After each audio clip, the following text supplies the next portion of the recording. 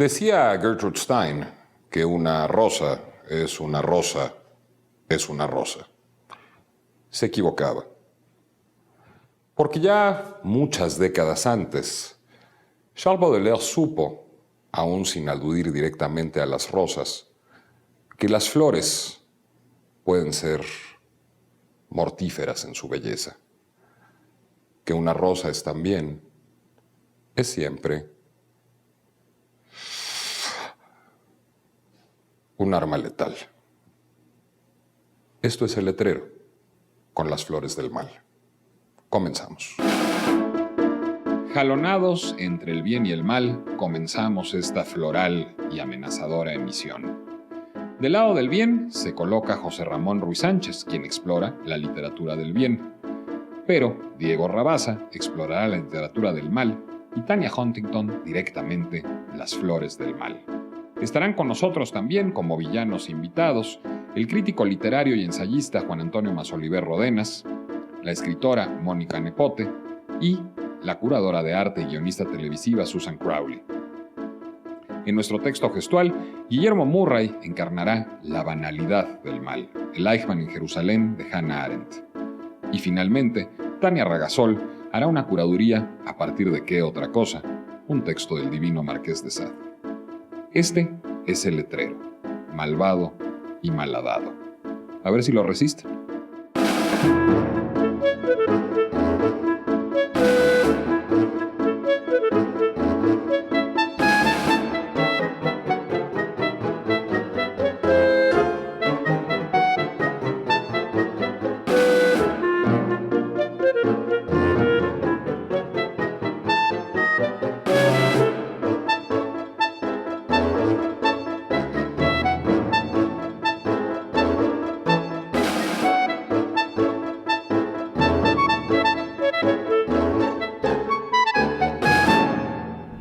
Quiere mucho, poco, nada. Me quiere mucho, poco, nada. Me quiere mucho, Tania Huntington. La primera vez que leí Cumbres borrascosas de Emily Bronte, siendo muy joven, me sucedió algo tremendo. Acostumbrada a la prosa moralina o, siendo más generosos, filantrópica de Charles Dickens, me sorprendí enamorándome al estilo ménage à trois que implica siempre una lectura absorta de la pareja más antiheroica de las letras inglesas. Heathcliff, un héroe romántico torturado que procede a torturar a sus seres queridos, particularmente a su amada, y Catherine, quien también es su hermana adoptiva. Eso para darle un toque de incesto a la relación. Heathcliff se deja sabotear por sus antecedentes sociales de clase baja. Cathy declara por su lado que jamás se permitirá amarlo porque es más parecido a mí que yo misma. Se casan los dos con dos pobres hermanos ingenuos y les hacen la vida insoportable.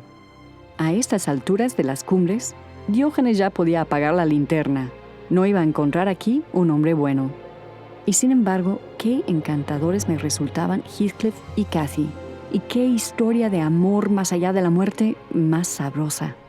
Hace relativamente poco leí por primera vez Poquitas Pintadas de Manuel Puig, donde me encontré ante un par de amantes sin aquella pasión romántica de Cathy y Heathcliff, pero con toda la maldad intacta. Nélida Fernández de Maza, mejor conocida como La Nené, una debutante no tan inocente quien se enamora de un galán mujeriego, Juan Carlos Echepare, un hombre irreparablemente frívolo, destinado además a morir joven de tuberculosis. Una enfermedad, como ha señalado Susan Sontag, muy literaria, pero un poco fuera de tono ya en los años 40. A pesar de que los dos enamorados se ven alejados por las costumbres católicas, o más bien por los estereotipos pequeño burgueses de la provincia argentina, o hasta por sus muertes diferidas, se unen apasionadamente las cenizas de sus cartas de amor cuando las quema el viudo de ella al final de la novela. Y si quieren encontrar algo más noble en Romeo y Julieta, olvídenlo. ¿Qué puede uno decir sobre un enamorado que celebra su luna de miel matando al primo de su novia? En el mundo de las letras, cuando menos, resulta que los buenos no poseen monopolio alguno sobre el amor. Diego, ¿qué pasa? Te veo tristísimo. Te metiste en una secta. Te quedaste sin dinero. Soy emo. Estoy deprimido. ¿Y esas flores tan deprimentes? Tan deprimente. Pero estaban lozanas un segundo, las flores para Tania Ragasol. ¿Con qué va a ser su pieza final? Flores del mal. Soy Tania Ragasol, soy coordinadora de proyectos artísticos en Casa Vecina, soy curadora de arte contemporáneo. Me dedico a curar exposiciones, a organizar exposiciones de arte contemporáneo. Me interesa el trabajo directo con artistas en el momento de su investigación. Me interesa ser un facilitador para estas investigaciones de los artistas, poder formar parte del proceso de trabajo y poder vivir ese proceso hasta el momento de montaje. Bueno, estudié Historia del Arte en la Universidad Iberoamericana y al terminar mi carrera, durante mi proceso de tesis de licenciatura, fue como me fui conectando con los distintos actores del circuito del arte contemporáneo y conocí a mi director de tesis de licenciatura, Osvaldo Sánchez, hoy director del Museo de Arte Moderno, que más adelante me invitó a colaborar con él en su equipo de trabajo en el Museo Carrillo Gil. Después de trabajar en el Carrillo Gil, bueno, hice un posgrado en Barcelona, pero luego regresé y entré al Museo Tamayo. Del Museo Tamayo me invitaron a trabajar a Insight, un proyecto de arte público en la frontera de Tijuana-San Diego, y ahí justamente es donde yo encuentro este interés personal y realmente como muy acentuado hoy por hoy en mi práctica de trabajar directamente con los artistas. Trabajé en el Museo de Arte Moderno un tiempo, en la subdirección curatorial, o sea, justamente coordinando todo lo que tenía que ver con el área de exposiciones. Pero me invitaron a reinterpretar en lo que yo hago en mi práctica un texto de Joseph Conrad, de El corazón de las tinieblas, un fragmento del texto, porque es una novela corta, pero me enviaron realmente un fragmento que tengo por aquí. Te lo voy a leer. El corazón de las tinieblas. Remontar aquel río era como volver a los inicios de la creación, cuando la vegetación estalló sobre la faz de la tierra. Una corriente vacía, un gran silencio, una selva impenetrable. El aire era caliente, denso, embriagador. No había ninguna alegría en el resplandor del sol. Aquel camino de agua corría desierto en la penumbra de las grandes extensiones. Algunos de los conceptos que yo estoy retomando son este estallido, como del principio de los tiempos, esta selva impenetrable, pero sobre todo entendiendo este corazón de las tinieblas y este círculo del infierno al que se está llegando, al que se está penetrando, como incluso lo que puede ser un viaje interior de un artista en su propio proceso para crear o para llegar a algo, ¿no? Para llegar de un punto a otro. Este viaje interior que a veces, no siempre, pero que puede ser el de un artista entrando a su propio infierno, ¿no? Explorando sus propios infiernos. Ese fue como mi punto de partida para empezar a pensar en qué obras podrían conformar esta evocación al texto.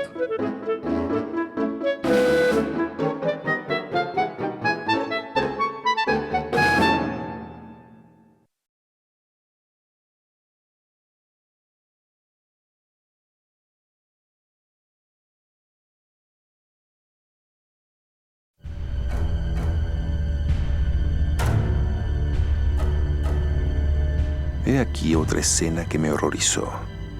Un niño de pecho en brazos de su temblorosa madre y en torno de ambos los turcos. A estos se les ocurre una broma. Empiezan a hacer carantoñas al bebé hasta que consiguen hacerle reír.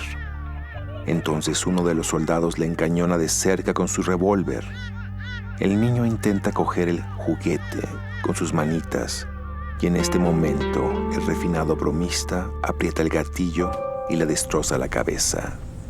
Dicen que los turcos aman los placeres. ¿Para qué hablar de eso, hermano? Mi opinión es que si el diablo no existe, si ha sido creado por el hombre, éste lo ha hecho a su imagen y semejanza. Como a Dios.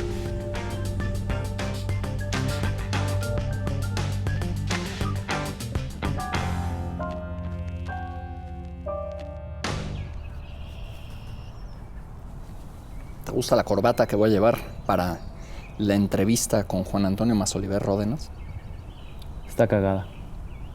No, pero ¿cómo cagada? Es elegantísima, es seda pura. Literalmente está cagada.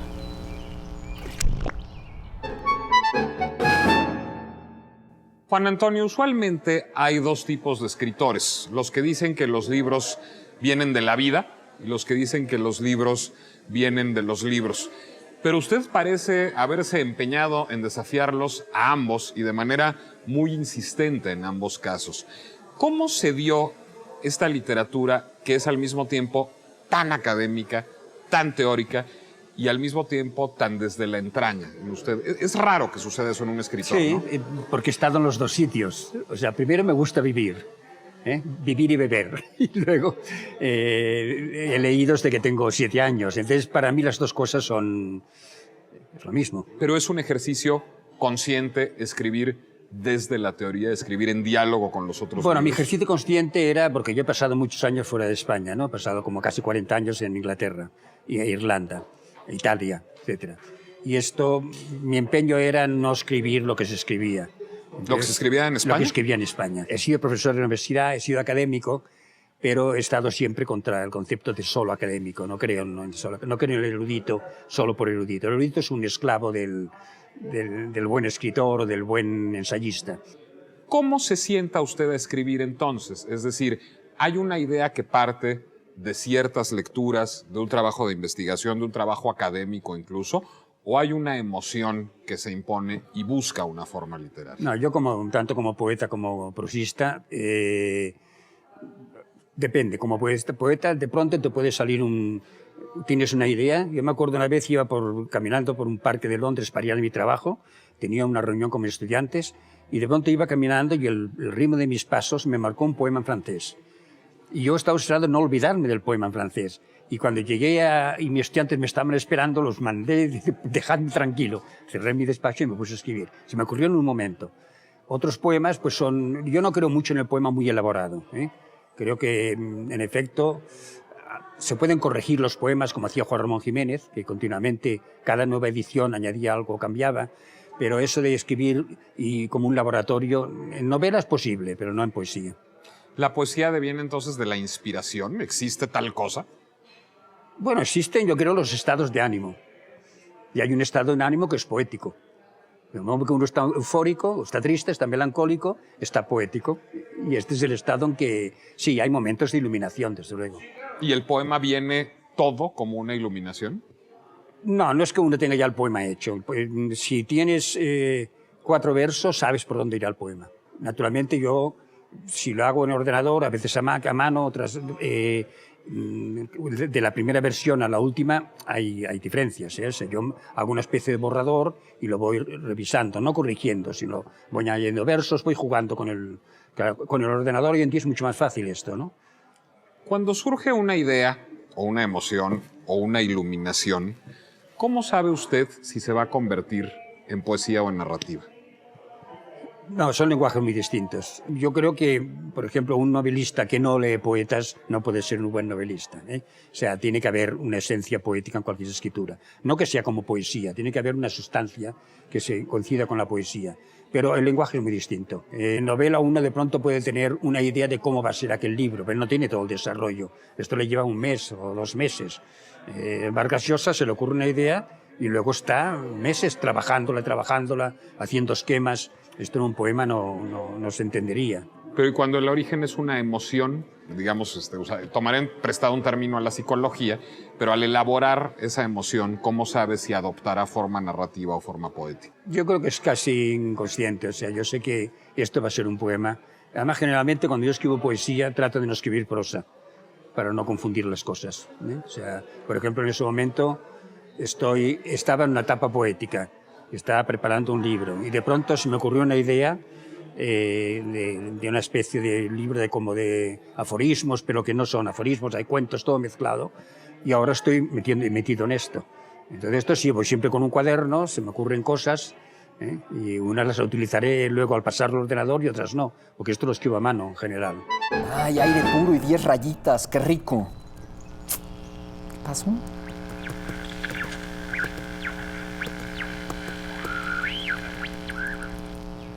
pasó? ¿Otra vez? Uy, qué bueno que ya se fue este cuate. Voy a mandar de una vez mi reportaje. Empecemos por el texto en que habitualmente se termina, el epitafio. En la piedra se puede grabar la información mínima, digamos, las fechas de nacimiento y muerte, también un resumen de la vida decidida por los deudos, amantísima esposa y madre, o por el difunto.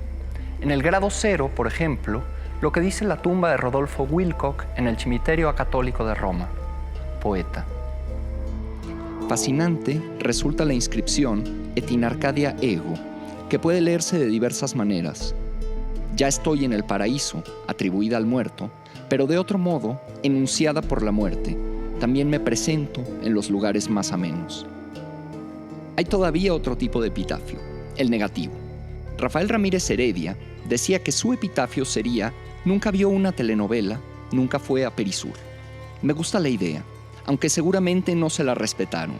Si compusiera mi propio epitafio de esa manera, diría: nunca leyó Harry Potter, nunca vio Titanic, nunca tuvo un iPhone. Y con letras más densas, más hondas, nunca gozó la literatura del mal. El arco teórico y creativo que redescubre al Marqués de Sade y lo lee junto con Barthes, Bataille, Klossowski y Lacan, tiene sin duda su importancia. Para mi epitafio, prefirió Justin de Laurence Durel a Justin de Sade. La representación de los horrores del medio siglo, desde el diario de Ana Frank hasta los recientes libros de Jorge Volpi y David Toscana sobre el tema nazi, tiene muchos méritos, pero el de la comprobación de que el mal es rigurosamente representable es el menor de ellos. El cine, la televisión, la prensa lo han logrado hasta erosionar nuestras sensibilidades. También para mi epitafio, bostezó mucho con American Psycho.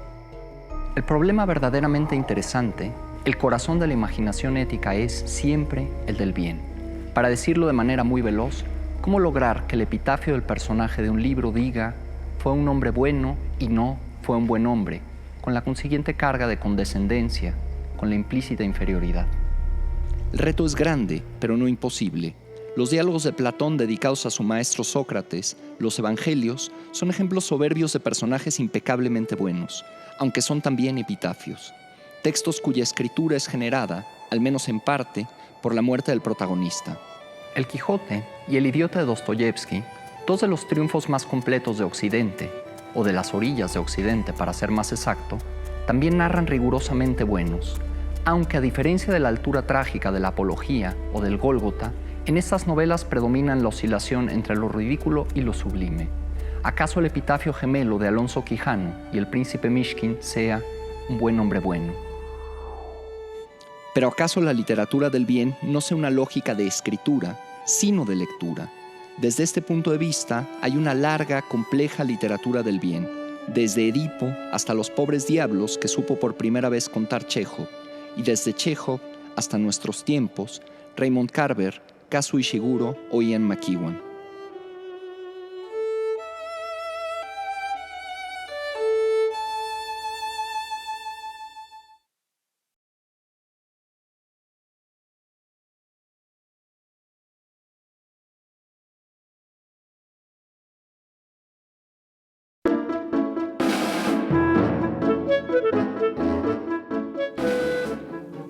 Bueno, lo primero que se me ocurrió, aunque el texto no habla específicamente y literalmente sobre violencia, las imágenes que me venían a la mente tenían no tanto que ver específicamente con el corazón de las tinieblas o este círculo impenetrable que me marcaba el texto, pero sí con este viaje, que puede ser un viaje interior de un artista, de un curador, y sí con la idea de violencia, que la idea de infierno me remite a violencia.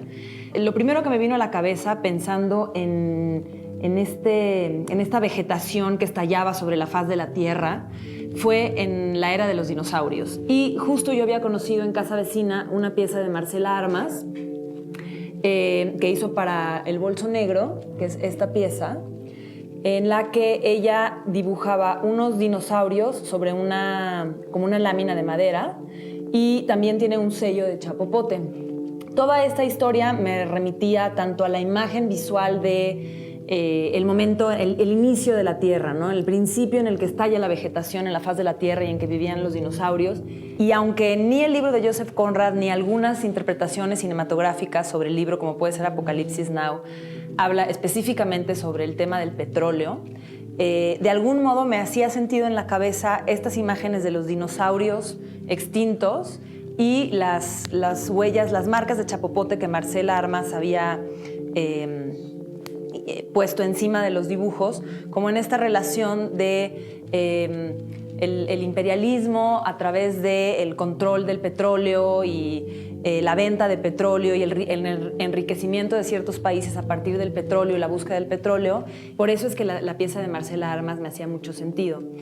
También en el tema de la violencia, otra pieza que había formado parte del mismo proyecto Bolso Negro y que yo tenía, y de hecho es mía, es esta pieza de Enrique Gesick, que son unos casquillos de escopeta que él presenta en esta bolsa de plástico con una placa, una huella digital y un número de serie, como si fuera evidencia de algo, ¿no? Evidencia de un crimen. Y en ese mismo tema, Mauricio Limón, un artista joven, preparó para el mismo proyecto, en otro momento, una serie de 10 mantelitos individuales, que son estos manteles individuales, que son pues para tenerlos en la mesa del desayunador de la casa o en un restaurante. Pues también tiene toda una serie de imágenes tomadas de historietas populares, donde hombres le están dando unos golpes inclementes a mujeres. En algunos casos las mujeres se defienden, lo cual no hace esto ni más equitativo ni menos violento.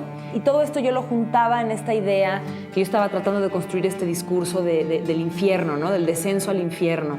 Si bien conozco a algunos de estos artistas, a Enrique y a Mauricio, lo que me interesaba era un diálogo con un artista, que es justamente lo que les platicaba antes, que es lo que a mí me interesa, ¿no? Este diálogo y poder llegar juntos a un posible montaje de una posible exposición, aunque fuera virtualmente para la televisión.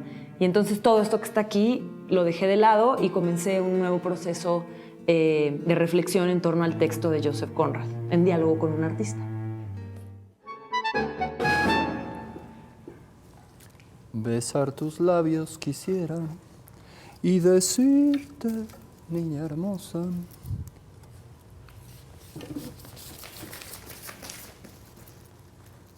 Oye. ¿La instantánea? Con Mónica Nepote. Estoy hablando de mi sopa.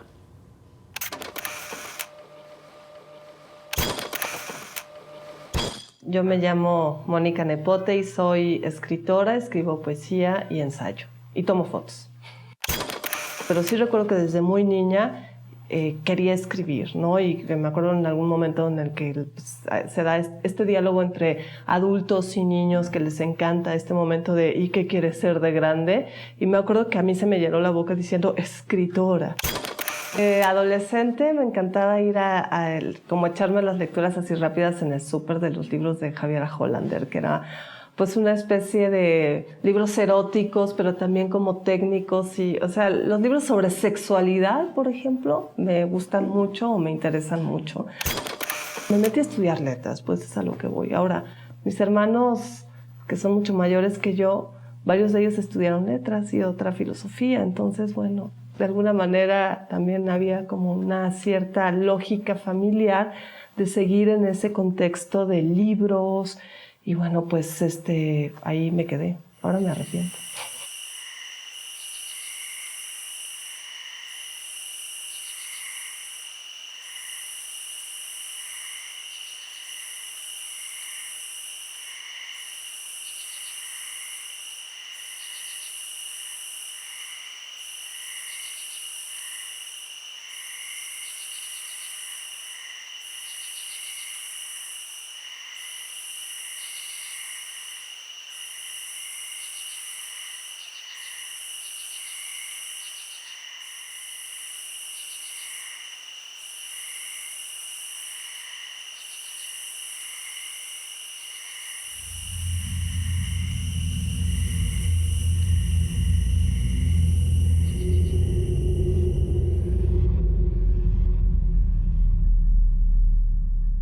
La estabilidad emocional es uno de los mitos más grandes que nos hemos tragado y que por eso tenemos tantos problemas para aceptar nuestro vaivén emocional y nuestras pasiones, porque como si existiera una especie de plano, me imagino como los electrocardiogramas en esta línea plana, pero eso quiere decir que estás muerto, ¿no? Entonces, no soy muy propensa actualmente como a cuestiones de hay que sufrir para crear, tampoco me la creo mucho, pero sí soy muy receptiva como a lo que voy sintiendo y a lo que me va sucediendo y como abierta de hacia dónde me llevan ciertos estados, ¿no?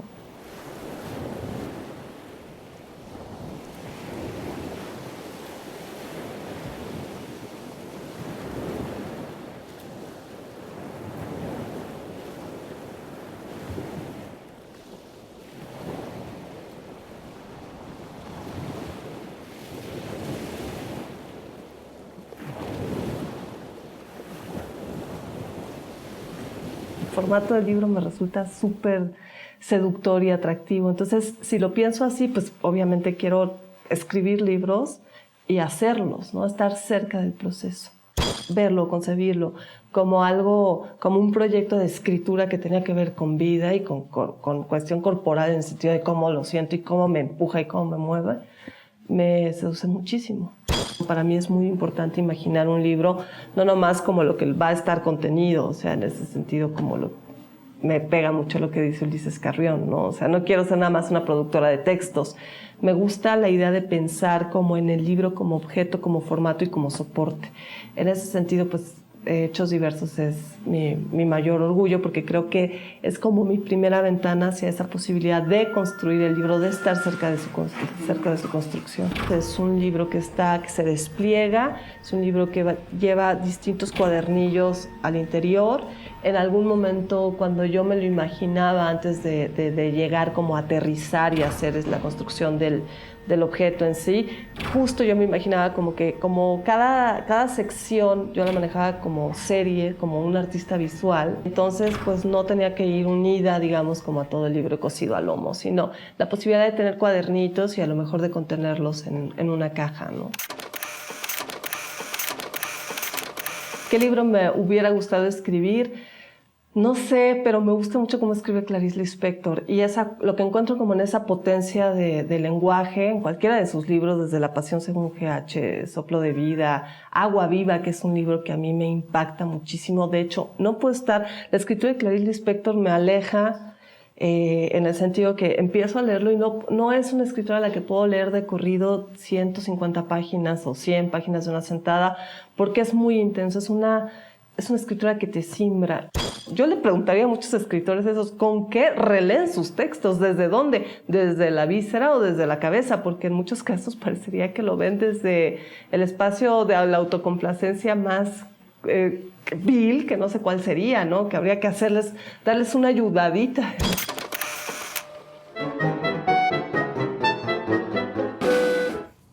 Diego, tu reportaje.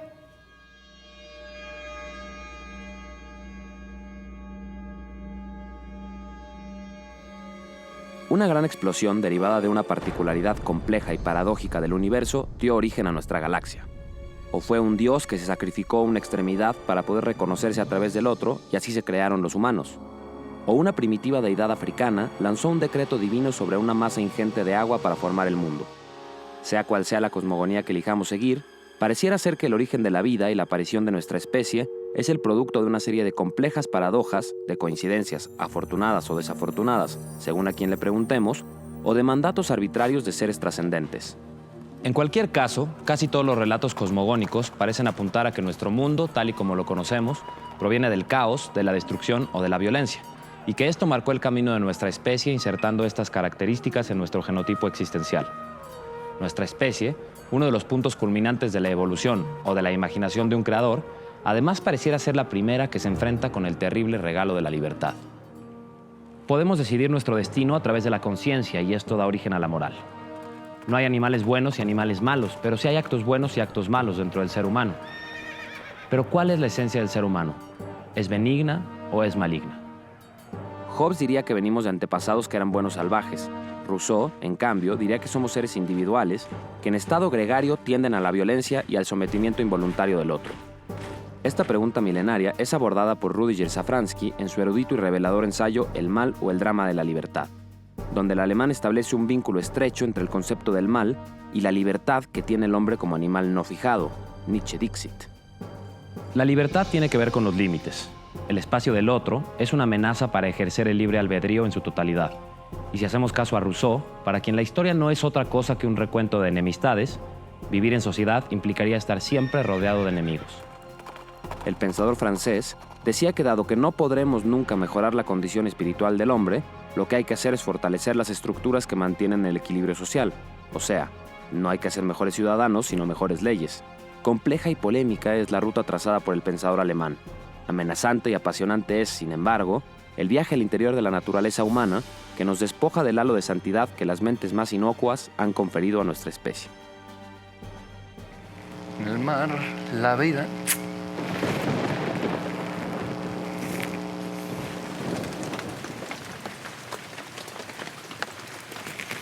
Diego. Me pidieron que viniera a decirte que Guillermo Murray va a hacer el texto gestual. Ah, bueno, sí, muy bien, pero ya está lloviendo, ¿eh?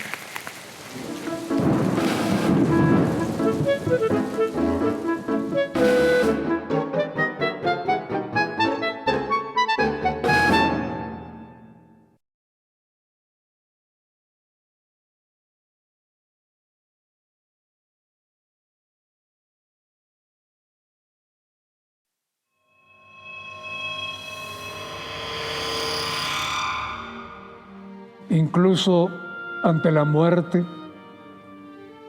Eichmann encontró el cliché propio de la oratoria fúnebre. En el patíbulo, su memoria le jugó una mala pasada. Eichmann se sintió estimulado y olvidó que se trataba de su propio entierro. Fue como si en aquellos últimos minutos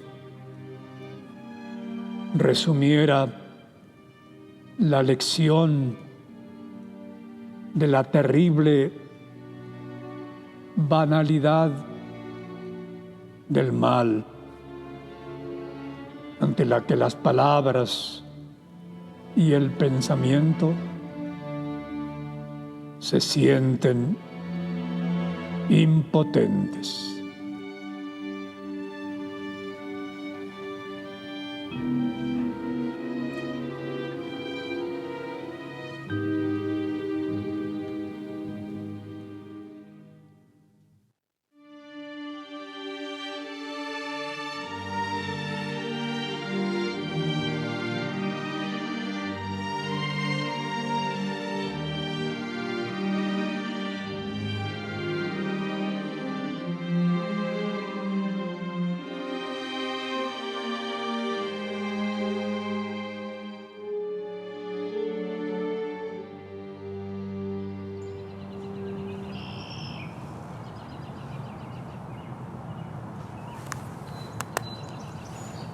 José Luis, sí, no hallemos en la costa. Podemos seguir con la entrevista de Juan Antonio Masoliver. Sí. Ay, sí. Usted fue un experimentador temprano con la dinamitación de los géneros literarios. ¿Es un signo generacional eso? Bueno, yo creo que empezaron un poquito más tarde que yo. Calvino no, digamos. No, bueno, yo había leído mucho Calvino y hacía una tesis doctoral sobre Vittorini, un escritor italiano, y Vittorini me escribió una carta diciendo ¿por qué no la hace usted sobre Calvino, que es más joven que yo y mucho más interesante? Y así es como descubrí a Calvino. Calvino, claro, en el extranjero había muchos, pero no en España. En España, quizá el primero gran dinamitizador fue Vilamatas. Vilamatas es el que claramente... Que es mucho más tardío. Claro, son como 15 años más que yo. Yo empecé a escribir tarde, o sea que yo casi creo que escribí más o menos... No, publiqué por la misma época que Vilamatas. Los franceses lo marcaron, por ejemplo, el Oulipo, Perec, bien. Bueno, estos me marcaron naturalmente cuando yo estudiaba en la universidad. Yo estudiaba literaturas románicas, por lo tanto estudiaba italiano, francés, y los poetas que primero me influyeron fueron Apollinaire, von Baudelaire, Rimbaud, mucho. Claro, pero hay una experimentación formal. Ahí hay, digamos, un discurso que exacto, ya, digamos, exacto. Es precursor del advenimiento de la modernidad, pero no hay experimentación formal. No. La experimentación formal es una cosa, digamos, llega con Luis Mans, con el decadentismo. Sí, sí, sí. ¿Eso lo marca usted? ¿Eso digamos, lo hace ajeno a la tradición española y más cercano a la tradición inglesa o francesa o italiana? No, me hace que he leído mucho libro de ensayo inglés. Los ingleses o los sajones son los mejores ensayistas, son los mejores críticos, y entonces, claro, es un lenguaje muy distinto al lenguaje español, que es muy convencional, muy convencional comparado incluso con el de América Latina, con el mexicano. Ahora en México la prensa, por ejemplo, ha bajado mucho, pero un tiempo tenía grandes ensayistas, publicando en La Jornada, publicando en donde fuere, ¿no? Y esto es lo que me ayudó, claro, hasta Borges, por ejemplo. Hay lecciones que son lecciones en las que uno se entusiasma con un escritor y lo desmenuza. Me ha ocurrido con Borges, me ha ocurrido con Eliot, son poetas en que me ha ocurrido mucho con Juan Ramón Jiménez, me ha ocurrido mucho con César Vallejo. O sea, hay una escritura en que de pronto tú, claro, yo soy crítico literario también, y esto en cierto modo me ayuda mucho a entender que no existe literatura de género, esto lo han inventado los académicos. Hay muchos dramaturgos del siglo XVII en que está todo mezclado, el pensamiento, el humor, no es tan cierto ese que haya unas reglas. Nosotros como académicos necesitamos explicarlo y entonces creamos unas normas. En ese sentido ya no hay vuelta de hoja, es decir, seguiremos alejándonos cada vez más de la literatura de género, de la novela total, del cuento como tal, del ensayo. Es una buena puro. pregunta, pero yo creo que no. Por ejemplo, vamos a tomar una persona como Vargas Llosa. Vargas Llosa es escritor de una gran tradición realista. Es un escritor que sigue toda la línea de Flaubert marcadísima. Es un señor que leyó a Stendhal, digamos. Exactamente. Vargas Llosa ha demostrado que en el realismo se puede experimentar muchísimo. Se puede hacer un tipo de novela totalmente distinto, desde Los cachorros así hasta La guerra del fin del mundo, ¿no? O sea, allí hay una experimentación. Así que el realismo también permite hacer experimentación.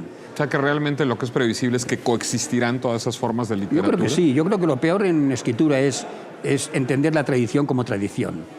Todo escritor, el más clásico, nos tiene que servir como ejemplo de posibilidad de ruptura. Es decir, que si yo leo a Garcilaso de la Vega o leo a Sor Juana Inés, o sea, yo tengo que leerlo como algo que es contemporáneo a mí, no como una reliquia del pasado.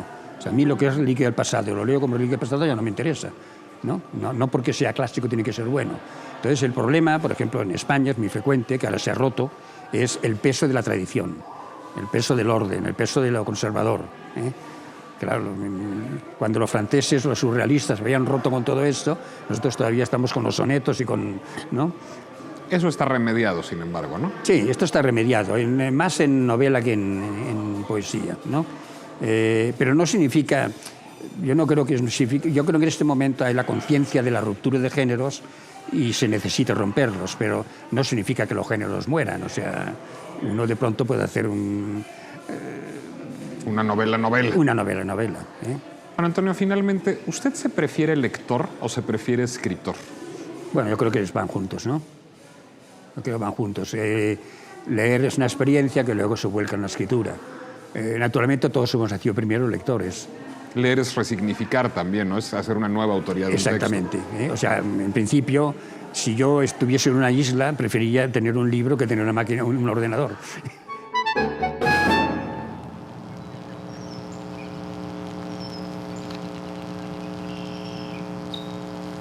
Mira. Diego, agua bendita, ¿estás loco? ¿Qué estás atentando contra...? Es mi nuevo tatuaje, nada más. Tú, Mahmoud, me está matando, no puedo más.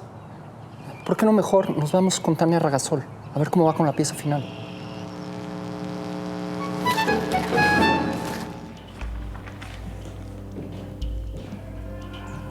Bueno, como me di cuenta que el camino que yo llevaba curatorialmente no era suficiente, no me iba a funcionar la selección que yo había hecho, decidí trabajar con un artista que me interesa mucho, que es Enrique Minjares, que es pintor, y básicamente porque hay una imagen que es esta, que es la que directamente me remite al texto. Esta imagen resume el por qué yo decidí trabajar con Quique, con Enrique Minjares. Y tiene que ver con que, miren, aquí está Quique, con que me interesa la visceralidad que hay en la obra del pintor, me interesa el trazo y como justamente los conceptos que yo rescaté del texto de Conrad, que son el estallido, la impenetrabilidad y el corazón de las tinieblas, es lo que yo siento que esta imagen refleja, ¿no? Es como la interpretación que yo estoy haciendo de este pequeño texto. O sea, aquí ya estamos como pues, hablando de un tema a nivel serie y aquí pues hay densidad desde la tinta en sí misma hasta densidad en cuanto al trazo, al gesto. Ves más allá de la figura, ves el trazo, el gesto, como tú dices, que es algo justamente que viene de un lugar muy interno, como de esta introspección, de esta especie de viaje interior. Y es de alguna manera, pues es este paseo como por estas cosas densas que es muy parecido a los paseos internos que te tienes que aventar para pues, trabajar. Y pues bueno, yo ya me voy y pues, ahí te dejo trabajar. Gracias, Nos Quique. vemos. A ti. Gracias. Chao. Bueno, esta serie de dibujos de Enrique no es precisamente a la que me remitió el texto de Joseph Conrad. Sin embargo, me parece importante que forme parte de la muestra porque es una de las primeras series que yo conocí de donde se observa este trazo, esta cuestión visceral, esta cuestión de búsqueda, esta cuestión espesa, densa, como él comenta, y por eso es que está en esta muestra.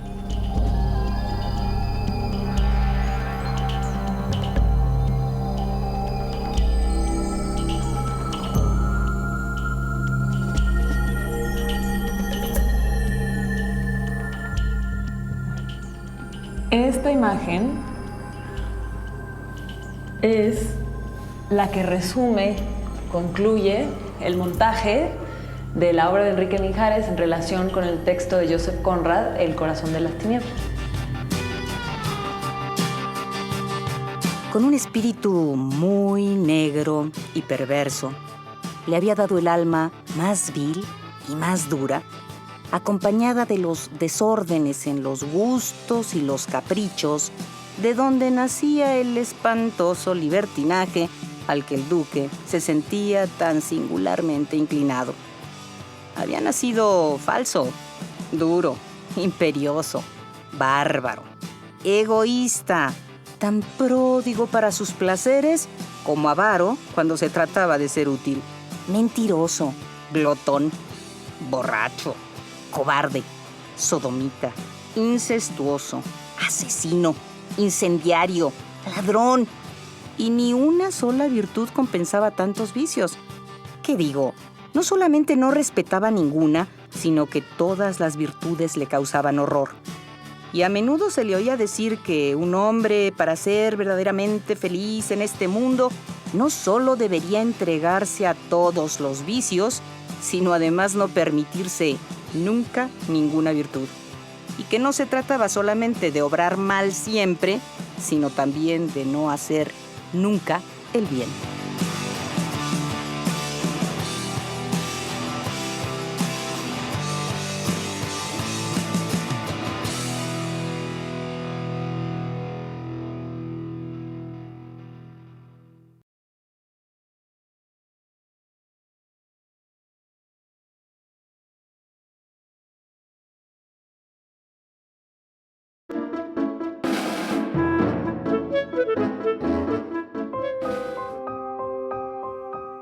Una inspiración verdaderamente inefable, arrebatadora, liberada de la duda y llena de fervor.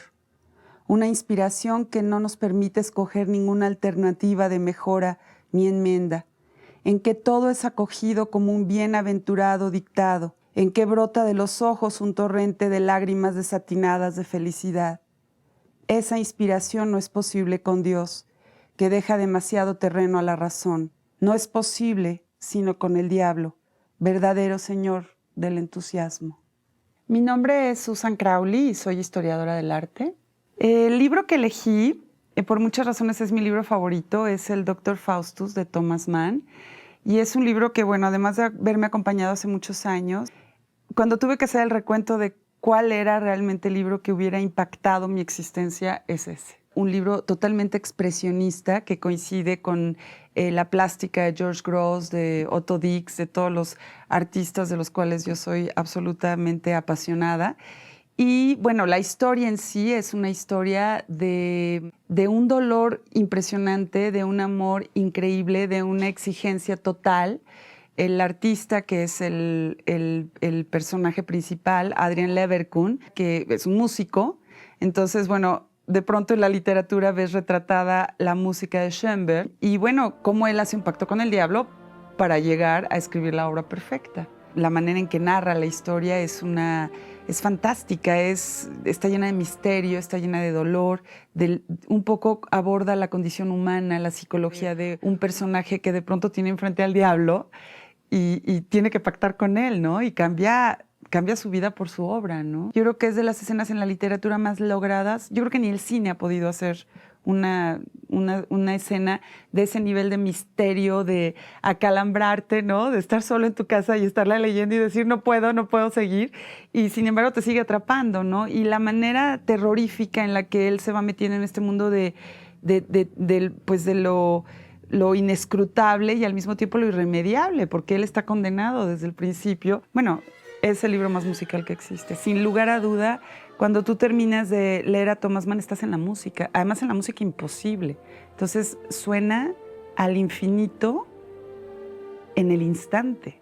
Finalmente, es un libro que abarca todas las piezas, ¿no? Entonces, eso lo vuelve fascinante. No solo es una historia de amor, es una historia de desesperación humana, porque yo creo que no hay cosa más tremenda que el ser que quiere llegar a la perfección, ¿no? Pero quizás sí pediría a gritos, y creo que lo pedí cuando lo estaba leyendo, vivir la escena del diablo. En cualquier época debe ser muy impresionante tener al diablo enfrente. Además, lo pone increíble, esto ya es para contagiar a todo el mundo, ¿no? Pero lo pone con cola y pezuñas. Y te vas con él, o sea, te la crees y de repente dices, tengo pánico. Y empieza a hacer frío en la escena, ¿no? Entonces yo me acuerdo que yo empecé a sentir frío y me dieron como una situación nerviosa. Te empiezas a alterar, ¿no? Porque empiezas a sentir que la literatura se te mete en el alma. Y el que se había llamado Adrian Leverkühn no tenía ya, en realidad, nada de común con ella.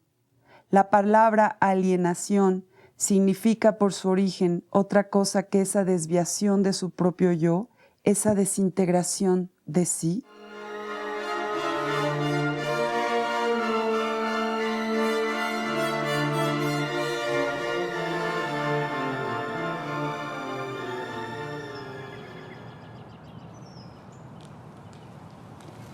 ¿Y el Diego Emo?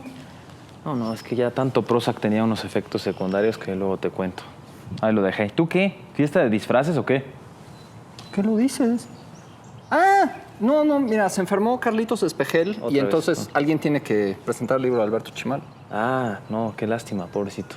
Mándale mis saludos. Sí, pero mira, no solo leo a Alberto Chimal, también Gozos y Sufrimientos de la Historia de México. Es una cosa buenísima, es un libro que viene de esta condición del trabajo con la historia de la vida cotidiana.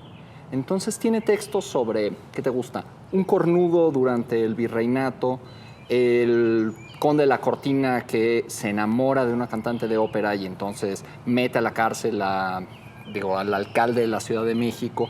Y tenemos todo este tipo de textos, o sea, cómo se vivía realmente en la cárcel durante el siglo XIX.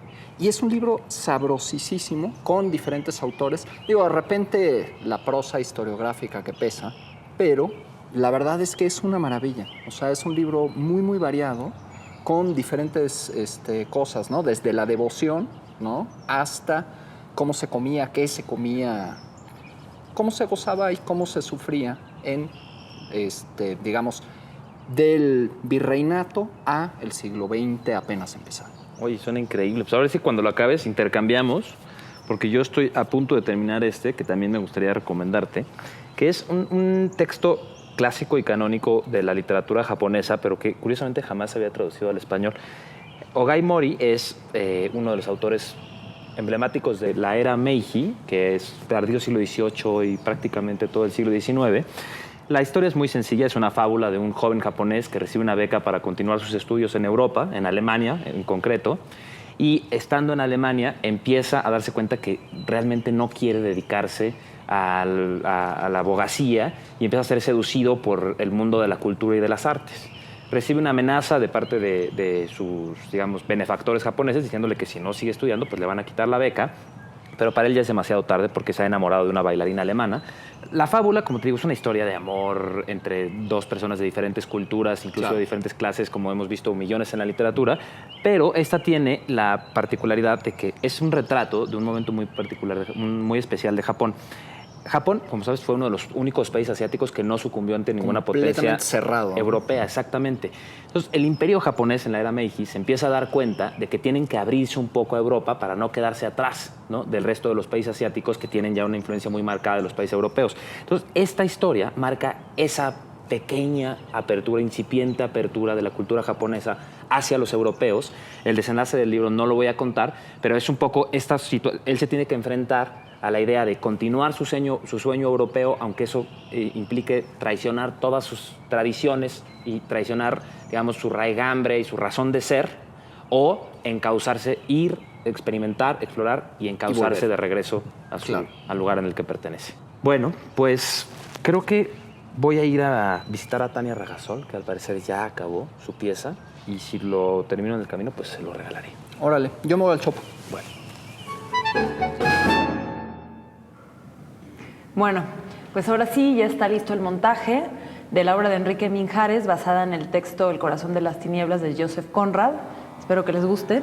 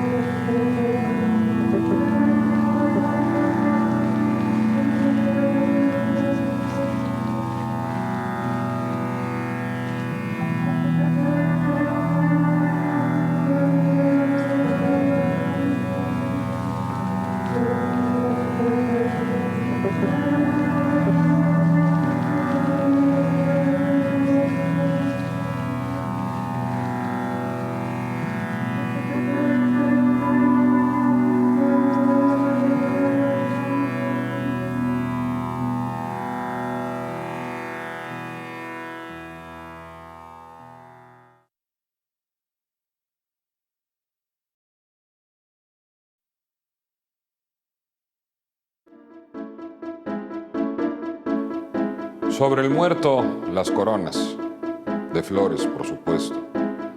Porque todo en esta vida es asunto de matar o de morir. Ahora, por mucho que me afane yo en privar a esta rosa de sus espinas, seguramente me hará algún mal.